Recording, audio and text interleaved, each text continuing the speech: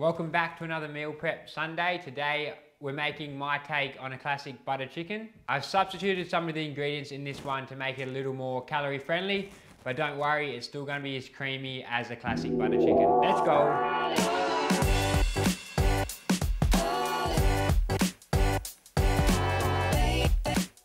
Let's begin by preparing the chicken to marinade. You'll need 1 kilogram of chicken breast, which you'll dice evenly into 2 by 2 centimeter cubes. For the marinade, you'll combine 125 grams of yogurt, 1 teaspoon of chili powder, cumin and turmeric, 2 teaspoons of garam masala, and 1 teaspoon of salt and pepper. You also need 1 garlic clove and 20 grams of fresh ginger for the marinade, which you'll turn into a paste. Start by lightly smashing your garlic with the flat part of your knife and peeling. The best way to peel the ginger is with the lip of a spoon. We'll then use a microplane to turn both the garlic and the ginger into a paste. If you don't have access to a microplane, you can finely dice both or use 1 tablespoon of pre-minced garlic and ginger. Add your minced garlic and ginger to the chicken and then evenly coat the chicken with the marinade.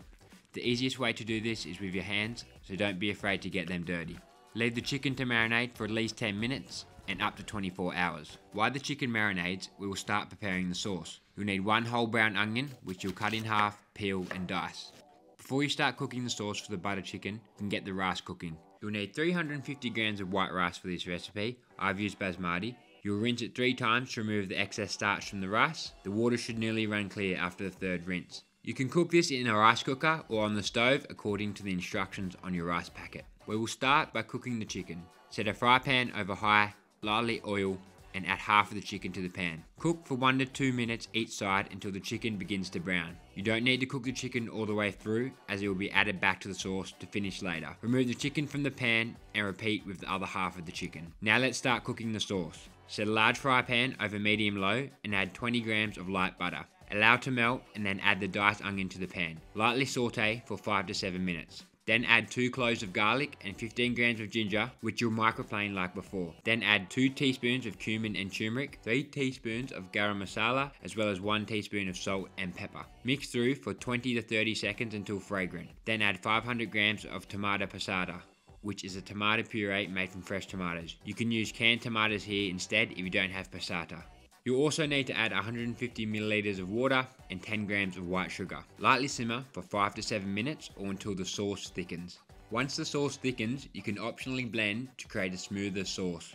I personally prefer to blend the sauce, but it's a personal preference. If you've blended your sauce, add it back to the pan and add 100 milliliters of light cream and stir through to combine. Then add your chicken back to the pan with all its juices. Simmer the chicken and sauce for approximately 5 to 6 minutes or until the chicken is completely cooked through and the sauce is thickened. Now all you need to do is evenly divide your cooked rice over the 5 containers, followed by your butter chicken. Finally, add a few drops of light cream and coriander to the top to garnish. This dish definitely tastes the best on its 2nd or 3rd day after cooking, as the flavours have fully developed. So don't be afraid to leave it in the fridge to eat all week.